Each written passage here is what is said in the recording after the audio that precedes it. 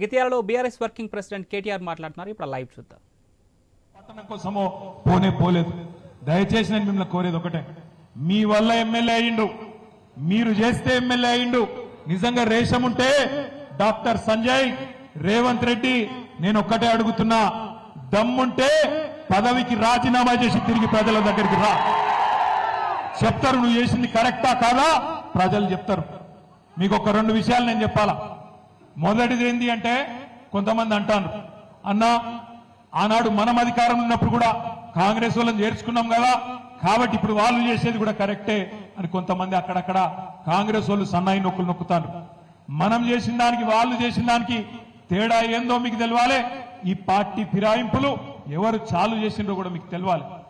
ఒక్కసారి దయచేసి గతంలో చూడండి, ఈ భారతదేశంలో ఆయారాం గయారాం అనే కల్చర్ అనే సంస్కృతి, ఆ విష బీజానికి ఆనాడు మొక్క దొడికింది ఎప్పుడు అంటే, ఆనాడు కాంగ్రెస్ ప్రభుత్వం శ్రీమతి ఇందిరాగాంధీ గారు ప్రధానమంత్రిగా ఉన్నప్పుడే హర్యానా రాష్ట్రంలో ఏ ఎమ్మెల్యే గెలిచినా వాళ్ళని గుంజుకునే సంస్కృతికి శ్రీకారం చుట్టిందే కాంగ్రెస్ ప్రభుత్వం.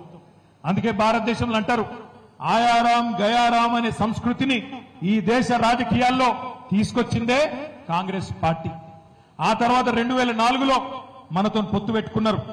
పొత్తు పెట్టుకొని మన ఎమ్మెల్యేలు 26 మంది గెలిస్తే, ఆనాడు అప్పుడున్న కాంగ్రెస్ నాయకులు, అప్పుడున్న కాంగ్రెస్ ప్రభుత్వం మన 10 మంది ఎమ్మెల్యేలను ఆనాడు ఆ పార్టీలో కలుపుకునే ప్రయత్నం చేసింది.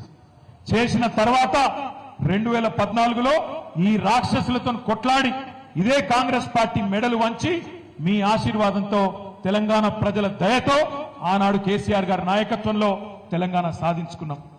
సాధించుకున్న తెలంగాణలో 2014 తర్వాత మీ అందరికీ యాదికి ఉండాలి, ఈ రోజున్న ముఖ్యమంత్రి రేవంత్ రెడ్డి 50 లక్షల రూపాయలతో మన ఎమ్మెల్యేలను కొనుగోలు చేసేందుకు ఆనాడు వచ్చి అడ్డంగా దొరికిపోయి జైలుకు కూడా పోయిన విషయం కూడా మీ అందరికీ కూడా యాదికి ఉండాలి. ఆ రోజు మన ప్రభుత్వాన్ని పడగొట్టే ప్రయత్నం చేస్తే, మన ఎమ్మెల్యేలను పైసలు పెట్టి ఎత్తుకపోయే ప్రయత్నం చేస్తే, తెలంగాణ కొత్త రాష్ట్రంగా ఏర్పడ్డా వీళ్ళు నలుపుకోలేకపోతున్నారు. నడపచాతన అయితే లేదు వీళ్లకు పరిపాలనా దక్షత లేదు, దమ్ము లేదు, రాజకీయ స్థిరత్వం లేదు అనే పరిస్థితి వస్తే, ఆనాడు తెలుగుదేశం పార్టీ, బీఎస్పీ పార్టీ ఆ రోజు 3/2 మంది మన పార్టీలో విలీనమైంది. మన పార్టీ ఒక్కొక్కరిని ఎమ్మెల్యేలను తీసుకోలే, రాజ్యాంగబద్ధంగా రాజ్యాంగంలోనే ఉంది. ఏదన్నా ఒక శాసనసభ పక్షం 3/2 మంది కనుక వచ్చి ఇంకో పార్టీలో చేరితే అది రాజ్యాంగబద్ధం అని చెప్పి, చట్టబద్ధం అని చెప్పి రాజ్యాంగంలో ఉంది. మనం ఎన్నడూ రాజ్యాంగాన్ని తుంగలదొక్కలేదు, చట్టాన్ని తుంగలదొక్కలేదు. బీఎస్పీ 2 ఎమ్మెల్యేలు గెలిస్తే వాళ్ళిద్దరు వచ్చి చేరు. 15 మంది టీడీపీ ఎమ్మెల్యేలు గెలిస్తే ఊర్లో శైల విహారం చేసి ప్రజల్ని తరిమి రాళ్లతో కొట్టేట్లయితే చంపుతారో, కాంగ్రెస్ పార్టీ బీ ఫామ్ మీద గెలిచి రాజీనామా చేయకుండా పార్టీ ఫిరాయించిన వాళ్ళను రాళ్లల్లో ఊర్లలోకి వస్తే రాళ్లతో కొట్టండి అని చెప్పి నేను కాంగ్రెస్ పార్టీ కార్యకర్తలకు విజ్ఞప్తి చేస్తున్నా. మరి ఇప్పుడు మనం ఆలోచించాలా, ఇప్పుడు రేవంత్ రెడ్డి చెప్పాలా, ఎవరు పిచ్చి కుక్క, మరి ఎవలను రాళ్లతో కొట్టి చంపాలా? ఒక పార్టీ బీఫామ్ మీద గెలిచినోడు ఇంకో పార్టీలకు పోతే, మీ చెమటతో మీ రక్తంతో మీరు గెలిపిస్తే గెలిచినోడు ఇంకో పార్టీలకు ఫిరాయిస్తే, ముఖ్యమంత్రి రేవంత్ రెడ్డి చెప్పిండు, ఏమన్నాడు? రాళ్లతోని కొట్టి చంపమన్నాడు. నేను అంటలేను, నా మీద కేసు పెట్టగలరు, ఆయన పేపర్ వాళ్ళు ఉల్టాపుల్టా రాసేది. నేను అంటుంది ఏంటంటే, రేవంత్ రెడ్డి చెప్పిండు, మరి ఇలా ఎవరిని కొట్టాలి రాళ్లతోని? రేవంత్ రెడ్డిని కొట్టన్నా? పిచ్చి కుక్కలేక ఎవరిని కొట్టాలి? లేకపోతే మీ ఎమ్మెల్యే సంజయ్ని కొట్టన్నా? ఎవరిని కొట్టాలి మరి? అందుకే అంటున్నా, ఎవరిని రాళ్లతోనో ఇంకోటి దాంతోనో కొట్టే అవసరం లేదు. రేవంత్ రెడ్డి, నువ్వు మొగోను అయితే, నీకు దమ్ముంటే తీసుకున్న 6 ఎమ్మెల్యేలతో రాజీనామా చెప్పి ఓట్లతోని కొట్టి ఆ 6 కూడా శాశ్వతంగా రాజకీయ సమాధి చేసే బాధ్యత తెలంగాణ సమాజం తీసుకుంటుందనే మాట నేను విజ్ఞప్తి చేస్తున్నా. రేవంత్ రెడ్డి రెగ్యులర్ గా అంటుంటాడు, మొగోనివైతే ఇది చేయి, మొగోనివైతే అది చేయి. నేను అంటున్నా, రేవంత్ రెడ్డి మొగోనివైతే ఆ 6 రాజీనామా చెప్పి ఎలక్షన్లకు రా, జగిత్యాలకు రా, జగిత్యాల ప్రజలు సమాధానం చెప్తారనే మాట నేను విజ్ఞప్తి చేస్తా ఉన్నా. ఇంకొక మాట, ఒక్క రేవంత్ రెడ్డే కాదు, కాంగ్రెస్ వాళ్ళందరూ మాట్లాడిన శుద్ధపూసలు లెక్క. ఇక వాళ్ళ అధ్యక్షుడు కాబోయే ప్రధానమంత్రి అట, ఇప్పుడు leader of opposition Rahul Gandhi ఆయనే మాట్లాడిండు, అది కూడా పెడతాను. भाइयों और बहनों, अदानी जी और मोदी जी एक हैं। यहाँ की जो सिंगरेनी की माइंस हैं उनको हम प्राइवेटाइज नहीं होने देंगे।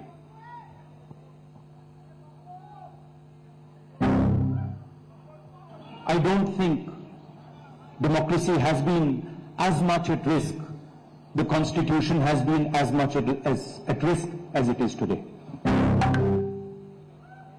भाइयों और बहनों, ఆయన ఏం చెప్పిండంటే రాహుల్ గాంధీ గారు, నెక్స్ట్ ఆ జీవన్ రెడ్డి సాబ్ కూడా పెట్టవాలి. రాహుల్ గాంధీ గారు చెప్పిండు, ఏం చెప్పిండు, ఒక పార్టీలో గెలిచి ఇంకో పార్టీలో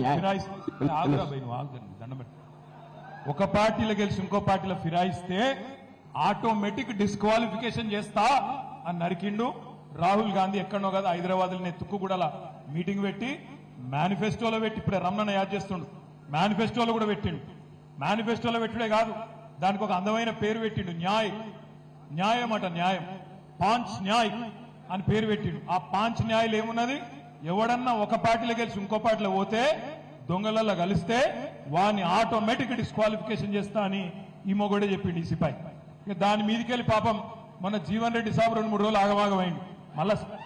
మళ్ళా కాంగ్రెస్ వాళ్ళు చదువుకుంటారు, మీకు ఎరికే, మాకు తెలుసు, మీకు తెలుసు, ఏదో మాట్లాడుకున్నారు, చదువుకున్నారు. కానీ జీవన్ రెడ్డి గారు సీదా రాహుల్ గాంధీని అడిగిండు, అది పెట్టి స్వయంగా మనం ఏసీసీ ఎన్నికల ప్రణాళిక ఏదైతే పాంచ్ న్యాయ్, ఏ పరిస్థితుల్లో ఏదైతే యాంటీ డిఫెక్షన్స్ ఎంకరేజ్ చేయకూడదు, గతంలో రాజీవ్ గాంధీ రూపొందించినటువంటి యాంటీ డిఫెక్షన్ లా ఏదైతుందో కొంత లోపభవిష్యంగా ఉన్నది, దాన్ని మరింత పటిష్టం చేసి ఇలా పార్టీ డిఫెక్షన్స్ ఏదైతుందో చెక్ పెట్టే విధంగా, ఎవరైతే సభ్యుడు పార్టీ మారినట్టయితే వాళ్ళ సభ్యత్వం రద్దు చేయబడే విధంగా మేము చట్టాన్ని మార్పు చేయడం జరుగుతుందని చెప్పని ఇలా పాంచ్ న్యాయలో కాంగ్రెస్ పార్టీ ఎన్నికల ప్రణాళికలో పేర్కొందని చెప్పంటున్నాను.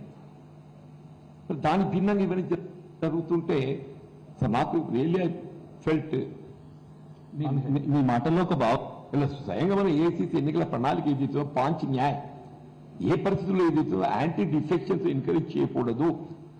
జీవన్ రెడ్డి సాబ్ చెప్పింది వినరా, ఒక పార్టీలో గెలిచినోడు ఇంకో పార్టీలో మారద్దు అని మేమే పెట్టినాం మేనిఫెస్టోలా, మరి ఇప్పుడు సిగ్గు తప్పి మళ్ళీ వాడిని చేర్చుకుంటున్నారు ఎట్లా అని జీవన్ రెడ్డి గారు కూడా పాపం ఆక్రోశం వెళ్ళగక్కింది. అందుకే నేను అంటున్నా, మరి జీవన్ రెడ్డి గారు చెప్తున్నాడు, రేవంత్ రెడ్డి గారు చెప్పిండు రాళ్లతో కట్టండి, పిచ్చి కుక్కను కొట్టినట్టు కొట్టండి అని చెప్పిండు. ఇక జగిత్యాల ప్రజలు నిర్ణయం తీసుకోవాలి, ఏం చేయాలా, రేవంత్ రెడ్డి గారు చెప్పినట్టు చేయాలనా, లేదా ఓట్లకు మళ్ళీ అడిగేతందుకు వస్తే ఉరికిచ్చి కొట్టాలనా, దయచేసి ఆలోచించమని చెప్పి నేను కోరుతా ఉన్నా. ఎందుకు జరుగుతున్నాయి ఇవన్నీ, ఎందుకు జరుగుతున్నాయంటే ఒకటే ఒక కారణంతో జరుగుతున్నాయి. ఎందుకంటే కాంగ్రెస్ వాళ్ళు నోటికొచ్చిన మాటలు చెప్పిండ్రు, నోటికొచ్చిన హామీలు ఇచ్చిండ్రు, మీకు తెలుసు ఎన్ని నరికిండ్రో మీకు తెలుసు. డిసెంబర్ 8 నాడు అప్పటిదాకా ఉరుకుండ్రి బ్యాంకులకు 2 లక్షల లోన్లు తెచ్చుకోండి, నేను వెంటనే సంతకం పెడతా, డిసెంబర్ 9 నాడు రుణమాఫీ చేస్తా అన్నాడు. 7 నెలలాయే, ఇప్పటిదాకా ఏమీ లేదు, అతి లేదు, గతి లేదు. రోజొక్క తారీఖు చెప్తున్నారు, టైం పాస్ చేస్తున్నారు. ముసలోళ్ళ కేసీఆర్ 2000 ఇస్తుండు, నేను 4000 ఇస్తా. కేసీఆర్ ముసలమ్మకో ముసలయ్యకో ఇద్దరు ఒకరికే ఇస్తుండు, ఇద్దరికి ఇస్తా. నువ్వు ఆగురా రాజశేఖర్, అదే ఆగు, మావాడు ఆగుతలేడు. అయితే ఇన్ని మాటలు చెప్పిండు, అవన్నీ వినిపిద్దాం, ఆగు, వినిపిద్దాం. ఇంకేం చెప్పిండు, ఆడబిడ్డలందరికీ నెలకు 2500 ఇస్తా, కింటాల్కు 500 రూపాయల బోనస్ ఇస్తా. ఇంకా నోటికొచ్చిన మాటలు, బీసీలకు 42% రిజర్వేషన్ ఇస్తా, రాబోయే 5 ఏళ్లలో 1,00,000 కోట్లు ఖర్చు పెడతా, మైనారిటీలకు ఒక 20,000 కోట్లు ఖర్చు పెడతా.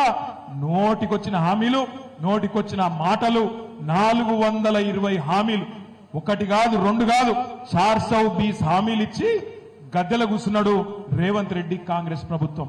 మరి ప్రజలు అడుగుతారు కదా, ఏమయ్యా రేవంత్ రెడ్డి ఏం సంగతి అని అడుగుతారు.